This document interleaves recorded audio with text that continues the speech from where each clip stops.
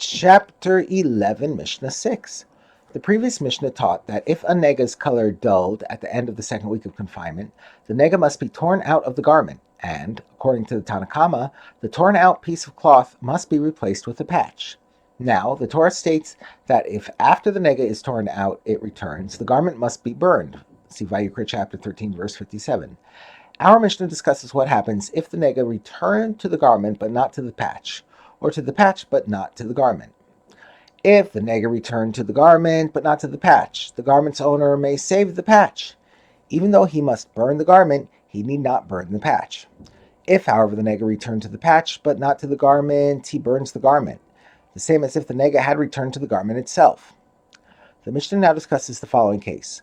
A garment had a nega that remained unchanged after the first week of confinement and turned dull after the second week. As required, the person tore the nega out of the garment. As we learned, the law then is that if the nega ever returns to the garment must be burned. Someone then took a piece of material from the garment and used it to patch up a hole in another garment. The nega then returned to the first garment or to the patch created from that garment, which is now part of the second garment. If someone cuts out a piece of material from a garment that had been confined as described above and patches up a tahor garment with it, the law is as follows.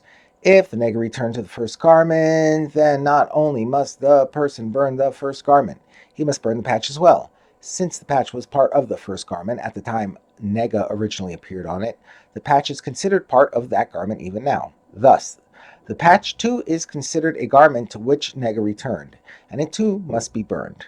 Similarly, if the nega returned to the patch, which is now part of the second garment, the first garment must be burned, because the nega is regarded as having returned to the first garment as well, since the patch was part of the first garment at the time the first garment was originally afflicted.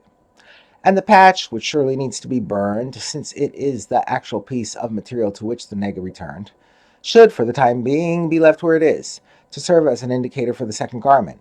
That is, although the patch certainly needs to be burned, because it is part of the first garment, it is at the same time also part of the second garment, and the status of the second garment depends on what will happen to the nega on the patch in the weeks that follow. Therefore, the second garment, together with the patch, is confined.